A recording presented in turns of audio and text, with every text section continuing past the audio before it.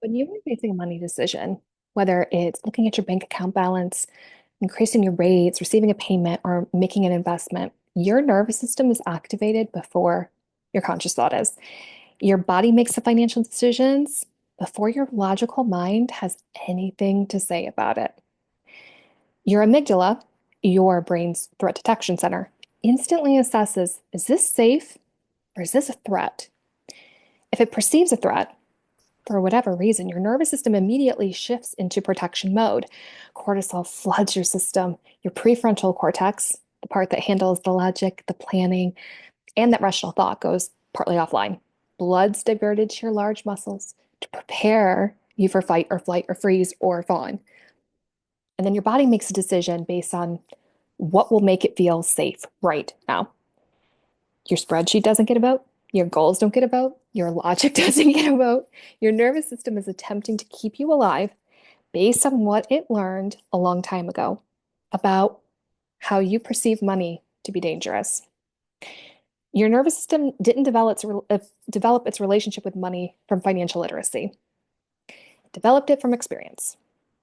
Maybe you grew up in poverty and your body learned that money was never enough, that scarcity was normal, that wanting things was dangerous because resources were limited. Maybe you experienced financial abuse and your body learned that money was a tool for control. Maybe your parents had financial anxiety and you absorbed that through your nervous system, that constant worry, the checking accounts obsessively, the fear of unexpected expenses and what that was going to mean. Maybe you experienced sudden financial loss and your body learned that money was unreliable, that it could just disappear at the drop of a dime. No pun intended, but kind of. Safety, though, wasn't possible. Or maybe you were taught that wanting money is greedy, that receiving money is shameful, especially if you're in particular business that's a little bit more spiritual or something that's considered to be just, I don't know, woman's work or something along those lines. That talking about money maybe is inappropriate, especially in mixed company, that your financial needs don't matter. Whatever your body learned, it learned early and it learned through experience, not through information. Your nervous system doesn't care what you intellectually understand about financial principles right now. Your body is still responding to that original threat that it learned about money a long time ago. That's what really needs to be addressed.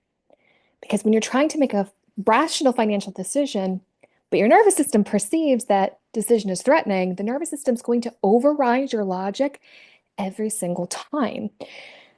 So, for example, you might want to invest money. You know, you should invest money. Like, that's what you're supposed to do, that retirement thing that you got to worry about. But if your body learned that scarcity was inevitable, your nervous system will compel you to not let it go out of your ability to be able to access it. So to not put it in some type of retirement fund or something that you could easily grab at, because what if something happens? What if you need that money? Because inevitably you're going to need that money because that's what your body knows. The nervous system is always going to win because it's not playing a logic game, it's playing a survival game. And it's based on what you experienced in your life. One of the most common ways this shows up is through financial hypervigilance. This is when your nervous system's decided that money equals danger. So it's constantly scanning for threats. You check your bank account dozens of times a day. You model worst case scenarios in your head, even though you have no reason to believe this is going to happen. There was this song back in the 90s. I think it was like everyone's free to wear sunscreen. I don't know, something. It was just talking. I think it was by Boz Lerman. And it was a graduation speech, I want to say. And it was talking about, just what you have to look forward to as this graduating class. And he's just going on and on and on. And one of the things that he talks about is, all this idle worrying. But at the end of the day, it's the things that are happening on some random Tuesday that are actually going to occur, not the things that you're ruminating about.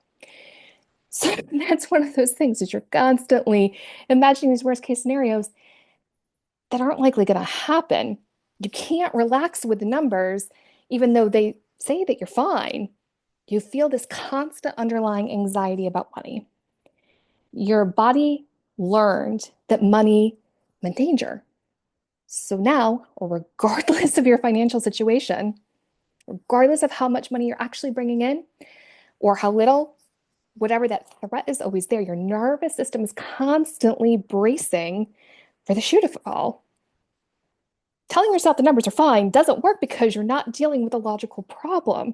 You're dealing with a nervous system that has learned money equals threat, money equals danger. If you can't think your way past a nervous system response, then what are you going to do? How are you going to move past this? You have to change what your nervous system believes about money. This is why traditional financial advice fails people because it appeals to the logical mind. The advice to create a budget, track your spending, invest consistently. And these are logically sound. They make sense for people who don't carry money trauma. But if your nervous system is in a threat state around money, your body will override this every single time. What actually works is calming your nervous system's response to money first. That's how you work through this. Only then can you make those logical financial decisions.